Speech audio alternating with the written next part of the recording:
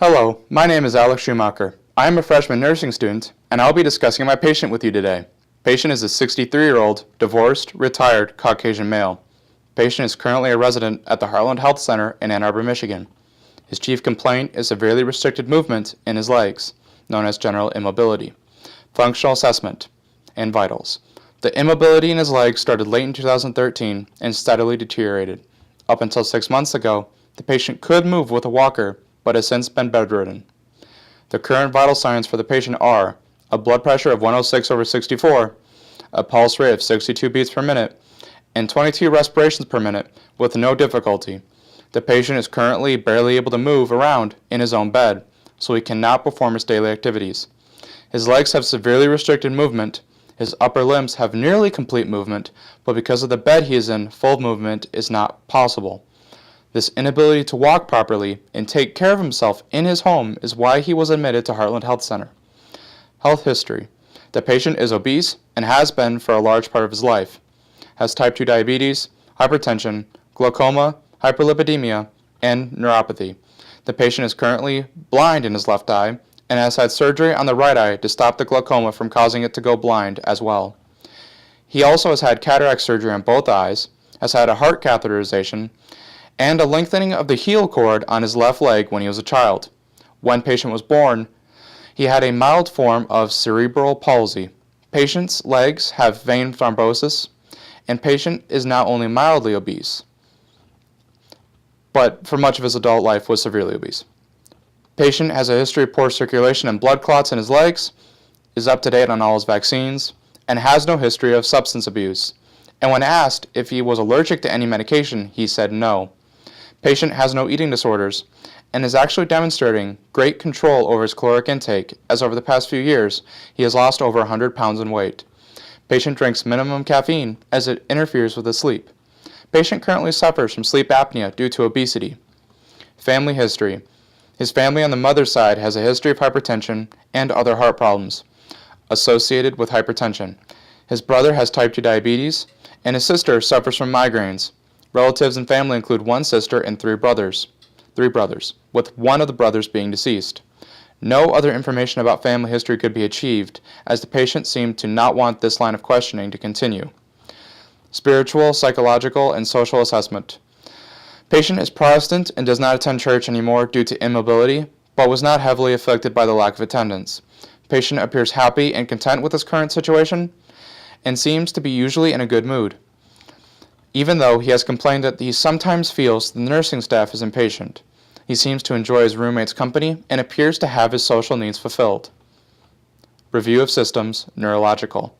Due to patient's immobility and diagnosis of neuropathy, it is imperative that the neurological system be assessed regularly to look for signs of deterioration. Patient reports no seizures, no loss of consciousness, no concerns with memory or ability to concentrate, no anxiety, no speech difficulty, no history of head or neck trauma. Patient is completely aware and is able to communicate clearly and effectively. No history of migraines. Hearing is not perfect, but deterioration is consistent with age. Sleep disturbances come from sleep apnea, not neurological issues. Neurological assessment. Patient scored a 29 out of 30 on the mini mental assessment. The only part that could not be completed was the drawing of the two pentagons. Patient appears well groomed and hygienic in bed with no obvious stressors. Patient uses appropriate vocabulary for age and is oriented toward person, place, and time. Patient is unable to walk or stand, so testing for general motor function by assessing the patient's gait and walking were unable to be done. Romberg test was not able to be completed. Upper extremity fine motor function was fine and was found to be unhindered. Lower extremity fine motor function was not able to be tested due to lack of mobility in the leg. Light touch sensation proved to be in working order. Painful sensation also proved to be unhindered. Stereognosis, graphesthesia, and proprioception proved to be normal. The Babinski and ankylosing reflex tests were not performed due to pain that occurred in the foot after the proprioception test and the fact that removing the no-slip footwear on the feet to perform the Babinski reflex would have caused the patient unnecessary pain. Due to the patient's neuropathy, another system that should be assessed is the musculoskeletal system. According to The Lancet, a peer-reviewed journal on medicine. Neuropathy can cause severe muscular system problems, like altered sensation to pain, muscle weakness, atrophy, and autonomic nervous system disorders.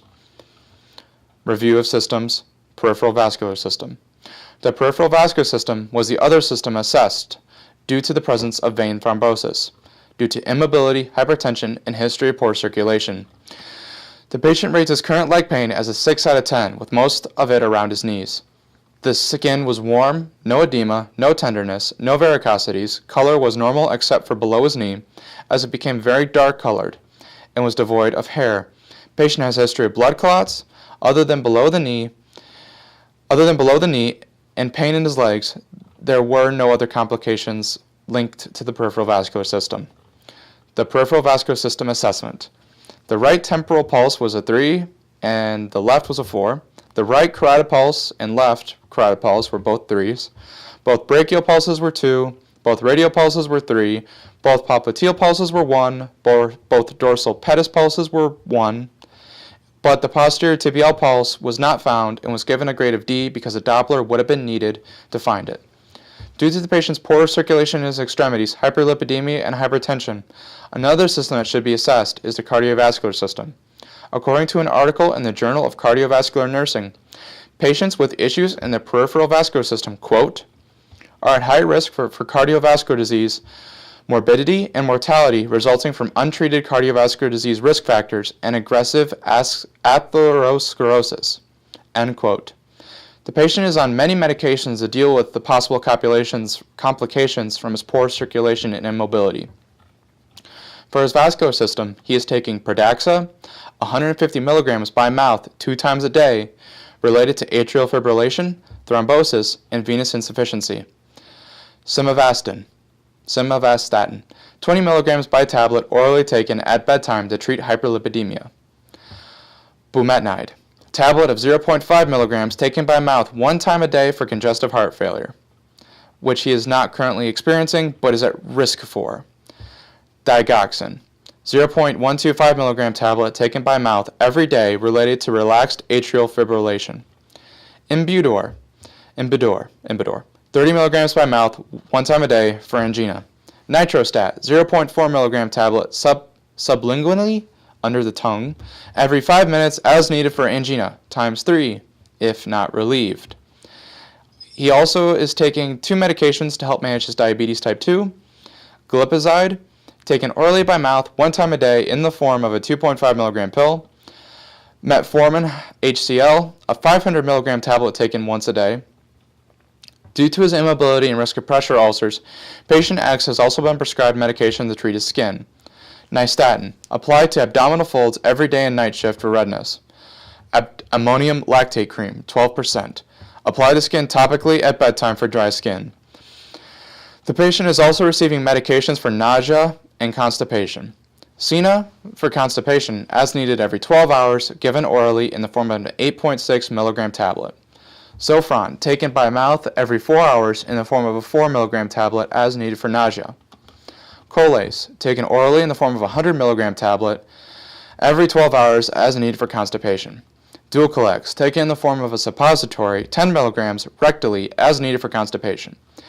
He is also taking medication to relieve pain. Ibuprofen, tablet 800 milligrams by mouth every 8 hours as needed.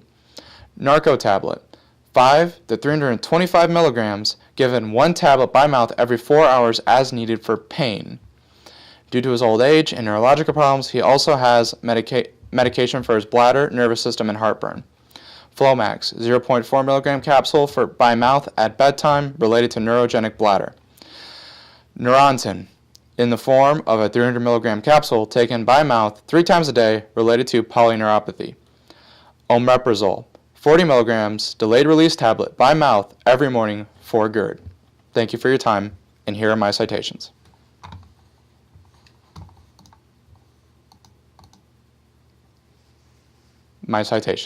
Thank you.